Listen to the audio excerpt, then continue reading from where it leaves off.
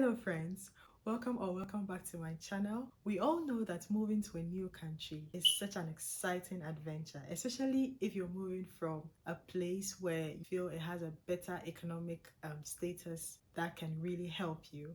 But it also presents with some challenges, right? And in this video, I'm going to be talking about some financial mistakes that you should avoid, especially when you relocate within your first year. If this sounds like something you would like to know, please stay tuned.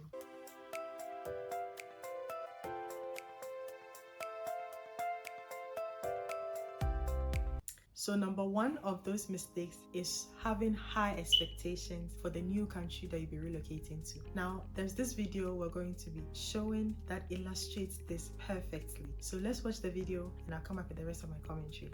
Hey guys, so I just completed 1 year in the UK and it's so painful that I can't brag of anything right now. Like, this is what I've achieved. I can't brag of anything. And when I was in Nigeria, I don't calculate my budget, calculate everything, calculate my life. Say by this kind of time, say if I suppose to build one mansion for Nigeria, better mansion, but nothing. Yes. So before you start talking about this sister and start saying, oh, you're not appreciating anything, darling, wait. You see that sis? Sis is me and I am sis. What she's talking about actually happened to me. I remember very well that when my COS came, I think it was, that very month that it came, I think about 2 weeks later after my COS came, I was talking to my mom. I'd gone to visit her. And I was telling her that very soon I'm going to send her money to build a huge mansion in Ghana. And this was because I had seen, on the COS, your annual salary, you see your annual salary. And I had calculated that money per monthly, right? So I saw what I was going to be earning every month as based on the annual salary, and it just blew my mind. And in my mind I had put it in Ghana cedis. I'm like, oh my god, I'm a rich girl. I'm telling my mom I'm going to build you a mansion. I said that. I actually did. And this lady is a health worker and I'm also a health worker. So this is honestly not too far from the truth, okay? The only difference between the two of us is that when I landed in this UK, that notion or that idea, or should I say that vision, it just cleared from my eyes. In 2 months, eyes clear.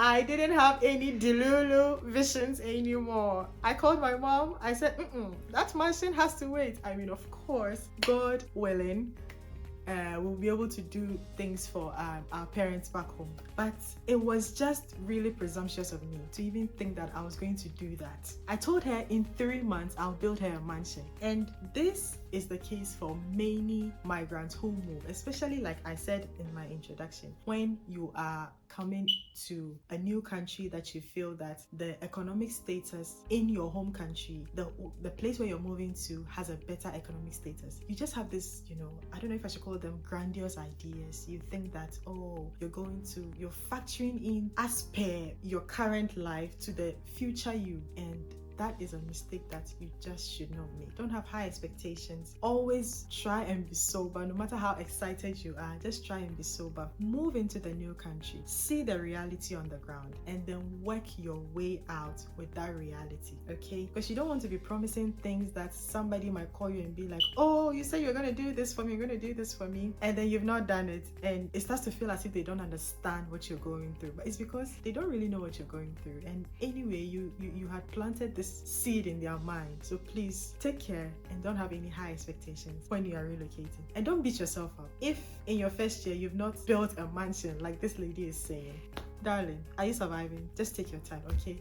And shout out to her. Her handle is in there on the video. Please go and check out her video. She talks about other things too. She talks about other things that she's also she's going through in that same video. I just played a short part of it because that's the part I was interested in. Girl, you're not alone. The second mistake you don't want to do is going into debt for anything that you can pay outright. So mostly as migrants, when we come here, you realize that there's something called a credit score, and then most people advise you to perhaps do a payment plan so that you can build a credit score, right? So maybe you want to get a new phone or any new electronic or anything, and if you check, you might be able to pay for it outright after saving for some months. But then you think to yourself, oh, how about I build a credit score with this? And so a phone that maybe will cost you, I don't know, let's for example say £500 that you may be able to afford outright, you get a payment plan that lasts for like a year or even 2, and you're paying it little by little. And with these payment plans, the monies, they look very little, right? Just something little coming out of your salary for an extended period of time. However, if you calculate how much money you are actually paying at the end of that term, it's so not worth it. And also, why should you go into debt, especially within your first year when you are trying to navigate your life? Just make sure that you are just able to save what you need and then buy those things outright. Some people even go as far as getting into debt to furnish maybe an apartment that they get. Darling, have you heard of thrifting? Go to thrift stores. Go ask friends, okay, for things, especially to furnish your house. Most UK homes or most UK houses come with, some of them are fully furnished, but sometimes they are not. But in that case, you can just ask for help from people you know, or just go to thrift stores and get cheap things that you can pay outright. Don't go into debt, especially not in your first year. Number 3 is sending money to everybody. Hey, you just came into a country and you've started working, and so you're sending out money to everybody. And when immediately they call you, you send immediately because you feel that they need it. I mean, I understand. Some of us, the conditions that we were coming from, you understand the situation back home. So I'm not saying that don't send money or anything. No, I'm saying that you have to get your feet solid in this new country. You have to know your ins and your outs, especially with your finances. And then when that has been ascertained, then you can begin, being that benevolent. So it's not a bad thing to do that, but just take your time. You can even wait for like 6 months, or you can even wait for a year. Yes, so that you can sort yourself out and really know the ins and outs of your money. And then when you decide on an amount to send, you can stick to it better instead of just sending out every time or as soon as you get in, which in the long run can really be to your detriment. Now, about this topic, I have a video on black tax, and I'm going to link it in the description box below. I think it looks like I might link it here or in the description box, so just check it out and see how you can handle efficiently if you really must send money back home.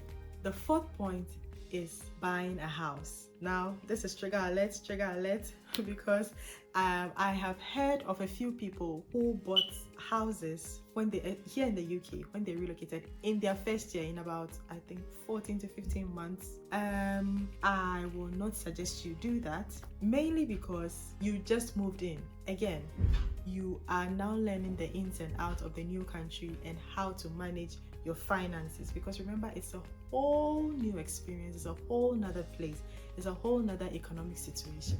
So trying to save money to buy a house for someone who has just moved into a new country, and in a place like the UK where you need to have a good credit score for lenders to know if they can trust you to lend you their money, you going to get a house in your first year will mean that your interest rate will be through the roof. And long term, how does that serve you? Already the mortgages are they have skyrocket prices, and then you are going to get one that has such a high interest rate that is going to be to your detriment. Again, relax, take your time and build yourself, and then when you're ready, you will get your house. Okay, so the 5th point is not to max out your LISA or your lifetime individual savings account when you relocate to the UK within the period of January to March. Now, the reason is that from January to March is still within the previous tax year. So the UK tax year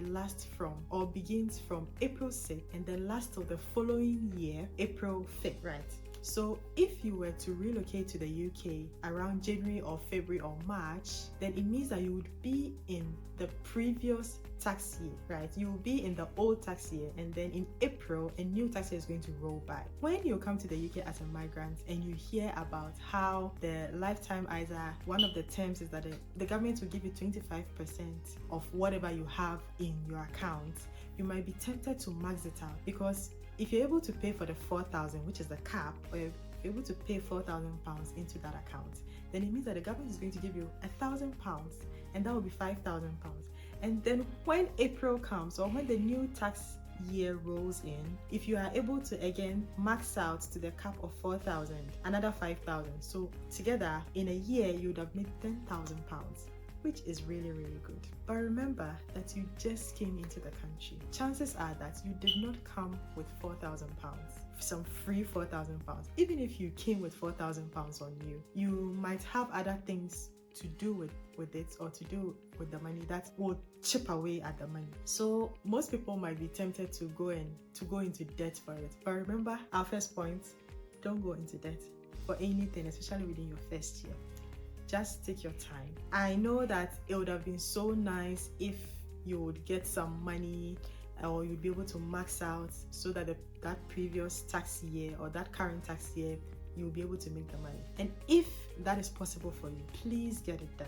But if it's not, remember that the government will give you 25% of whatever amount of money is in that account. So even if you have £1 in it, the government is going to give you 0.25. So the point is that you can still open your lifetime ISA, but don't be pressured to max it out so that you get that extra £1,000 bonus. Whatever money you put in, they're going to give you a 25% bonus. So just let that comfort you, and then as the other tax years roll by, you'll be able to have enough money, because then you will have more time to work, or however way your income comes in.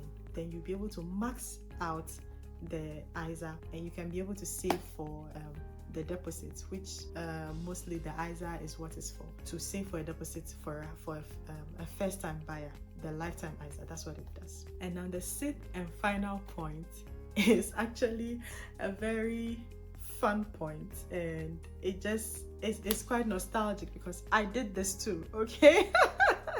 And the point is that you calculate money you spend in your home currency, so you're spending in pounds now, but then whenever you're going to buy something, you start to do the equivalent. How much is this in my home country's money? And like I said, I've been guilty of it. When we came to the UK, fresh, I was always doing that, and it was giving me headache. I won't even lie, I won't even front about it. I was like, everything was so expensive to me. I was going to buy croissant. A croissant it's still less than £1. But I was doing the CD equivalent, and I was like, why? Why is croissant so expensive? Don't do that, okay? Don't do that. You are not living back in your home country. In your home country, croissant is whatever price it is there. Just if you even want to calculate the money back in your home currency, only do it when you're paid, especially if you're a worker. Okay, if you're a worker, immediately you are paid, when the money drops into your bank account, then do that conversion and feel good about yourself, and feel like a millionaire, just feel good, because chances are that it might be millions in your currency. And did somebody say naira? My Nigerian people, don't come for me.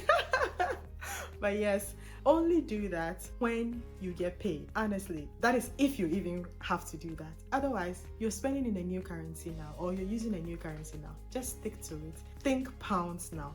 Think your new currency now, and don't bother yourself with that equivalent or conversion thing, because it just really won't serve you. Okay, let me know down in the comments below what you think about these points that I've said, and let me know if any applies to you, especially the first and the last one. Hey, or if you have ever gone into debt for anything, or any of the points that I've said, if any of it applies to you, let us know down below in the comment section. We've come to the end of the video. Don't forget to like and subscribe to the channel, and share if you care. If you've gained anything of value from this, please don't forget to subscribe and to like the video. Okay, I'll see you in my next video. Bye.